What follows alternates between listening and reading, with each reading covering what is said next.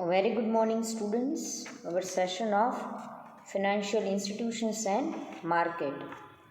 Now, as far as our previous session was concerned, in that particular session, we already discussed about the importance of money market. Now, in today's session, we are going to discuss about the structure of money market. Yes, as we already know that the Indian financial market is divided into two parts. In the same manner, the money market is divided into two different market. The first market is known as organized market. Here, in organized market, the total control is within the hand of government and Reserve Bank of India. So in short, we can say that government and Reserve Bank of India, they are going to control the money markets instrument. So it is totally controllable market. The second market, that is unorganized sector. The name itself suggests in unorganized sector there is no authority, there is no controlling power of the organization or any organization. So now let's discuss the organized sector first. Yes, as I already discussed that organized sector is totally controlled by central government and Reserve Bank of India. Here the 5 different markets is available to us. The first one is call money, the second one is T-bills, third one is repo market, fourth is commercial bill market, and the fifth one is short-term loan market. Yes, these all instruments are going to study in detail in our next session. So here you are just going to remember the name of markets in organized sector, that is call money, T-bills, repo, commercial bills and short-term loan market. Now let's discuss in detail about unorganized sector. Unorganized sector, the sector which is not organized, the sector which is not controlled by anyone. In the sector there is no rules, no regulations, nothing at all, and the person who are going to run this market, they all are the informal parties who supply money directly into the market. So they are going to establish their own rules and regulations. The rate of interest is quite high in unorganized sector. The first market in unorganized sector is loan companies. Yes, here we are going to discuss those companies which is not registered under the government. Basically, these loan companies are a small partnership organization who to gather their funds either from their own source or from the public deposits. So loan company is nothing but it is a small group of people who comes together and they are going to provide the deposits or they are going to provide loans to the wholesalers, to the retailers. Some small scale industries are there, some cottage industries are there, or the person who are the self employed. So ultimately loan company છે એ local માર્કેટમાં they are providing loans અને એ લોકો deposit advances પણ collect કરે છે from the same persons. So it is a kind of bank. A small function of bank is going to be played in these company, and that function is providing loan and accepting deposit and advances from them.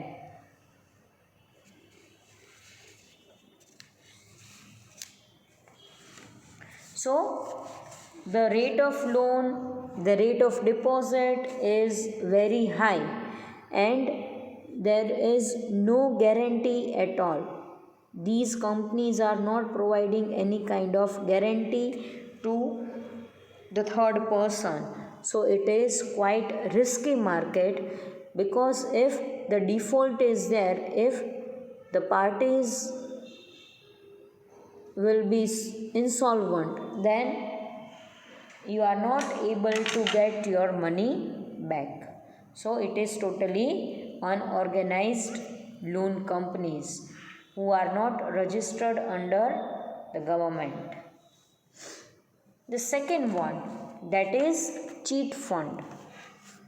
Cheat fund is really very famous in the local market, because there is a group of people who comes together and they are going to make an investment, a huge investment, by sharing some proportions of that investment.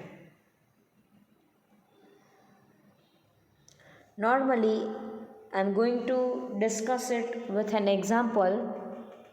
Normally, કોઈ 15 to 20 ફ્રેન્ડ્સનું group છે અને એમને suppose કોઈ real એસ્ટેટમાં investment કરવું છે, તો definitely at a same time એ લોકો પાસે હ્યુજ અમાઉન્ટ નહીં હોય. તો જે રિયલ એસ્ટેટની પ્રોપર્ટીની વેલ્યુ છે, સપોઝ 30 to 40 લેક્સની વેલ્યુ છે, that is divided by 15 or 20 જેટલા members available હશે, every month they are going to share some proportions from their income, and they are going to make an investment.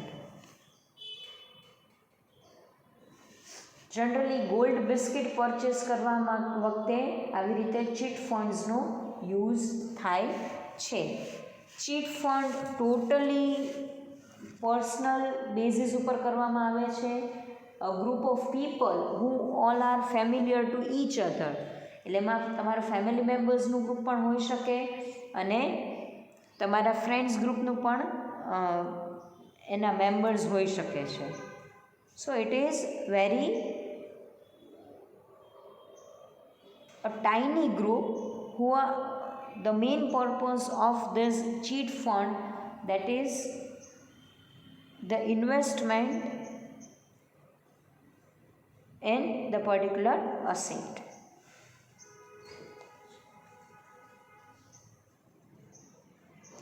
The third one, the third unorganized sector is નિધિસ. નિધિ એટલે ભંડોળ, treasure. આપણે એને નિધિને treasure તરીકે term કરી શકીએ છીએ. નાવ નિધિ, the main meaning of Nidhi, they are working as a mutual benefit finance company. Basically, the main task of Nidhi, that is to provide loan to the society or to the association. Again, rich people, they are going to collect their wealth and they are going to create a kind of treasure, and out of this treasure they will provide loans to the society or to the association who are in the need of it, and in return they are charging very high rate of interest. But it is totally unofficial no registration is there, nothing at all. So the perception of risk is very high. The fourth one, that is money lenders. Here money lenders, they are the self-explanatory, means એ લોકો પોતે જ તમને money land કરે છે. There is no creation of group, there is no creation of associations like nidhis, like chit fund or like loan companies. સો એ લોકો પોતાની રીતે જ પોતાનું ફંડ તમને પ્રોવાઈડ કરે છે. જનરલી શાહુકાર તરીકે ઓળખાય છે.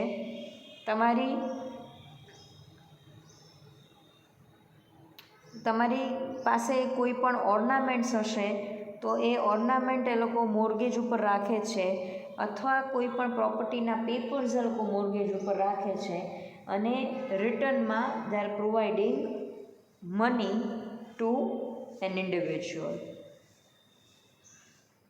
The rate of interest is really very high with the money lenders. Bank suppose તમને 8 to 9% લોન પ્રોવાઈડ કરે છે, તો એની સામે મની લેન્ડર્સ તમારી પાસે 14 to 15% ઇન્ટરેસ્ટ રેટ ચાર્જ કરે છે. પણ એક જ બેનિફિટ છે કે મની લેન્ડર્સ પાસે તમને within a few minutes you will get your money. જ્યારે બેંકમાં એ ફોર્મલ પ્રોસેસને કમ્પ્લીટ થતાં it will take a time of 2 to 3 months. So it's about money lenders. And the last one is indigenous bank. Again it is non-scheduled bank which is not registered under the act of RBI, or in other sense we can see that any individual or private firm who are receiving the money and they are lending the funds to the person who is in the need. So they are known as indigenous bankers. They are non-scheduled banks, they are not registered bank under RBI Act. So they do not get any benefits of the subsidy which is provided by RBI to any other commercial banks. So unorganized sector is quite risky sector. We already discussed about unorganized sector and will discuss organized sector in detail, that is on later on basis. Now let's discuss the another point, that is participating institutions. Here we are going to discuss the institutions who are participating in money market. The first participant is Reserve Bank of India. As we already know that the Reserve Bank work as an agent of central bank in the money market. So without Reserve Bank of India we are not able to imagine our money market. The flow of money, the supply of money is provided by Reserve Bank of India, or we can say that the Reserve Bank of India is a parent institute in the money market.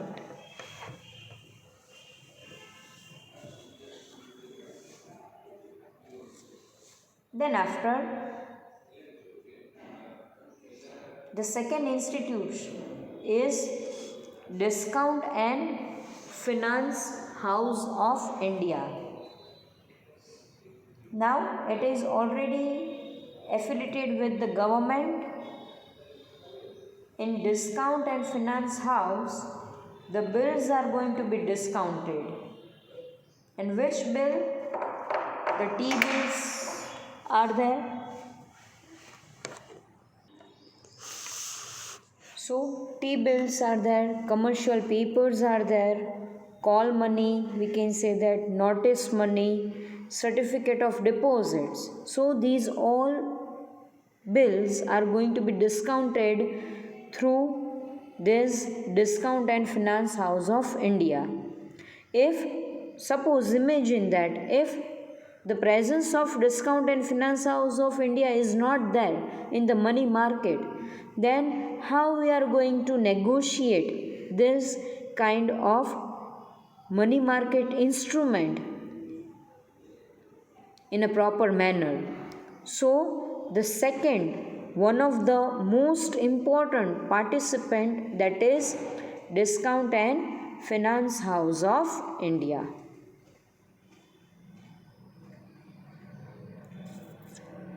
Then after, the third one, that is mutual funds.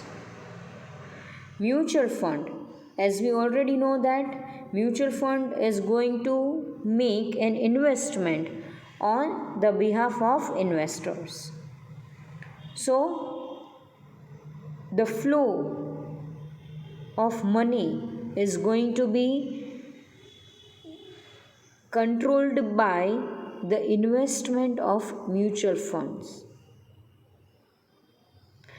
Yes, mutual fund is going to make a major investment in the money market, because when the investors select risk free securities for their investment purpose, so at that time the mutual funds are going to make the investment of their investor in money market, and on the basis of that they are going to purchase the T-bills in the wholesale rate.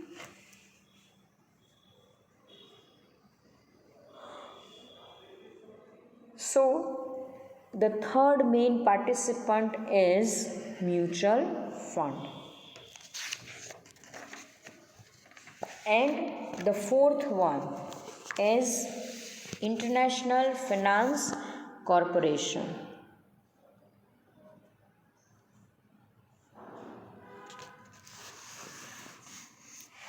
Now, when the government is in the need of huge fund, if the government wants maximum fund for the long period of time plus for the shortest period of time, so at that point of time they are going to approach the international finance corporations.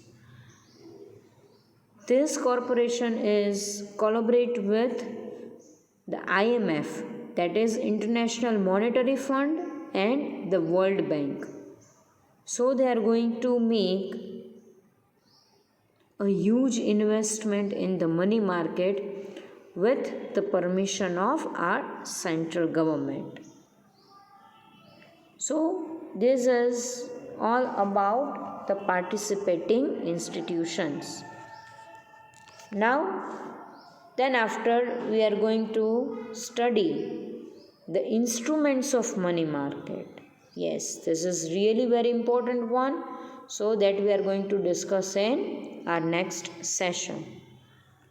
So thank you students, thank you so much.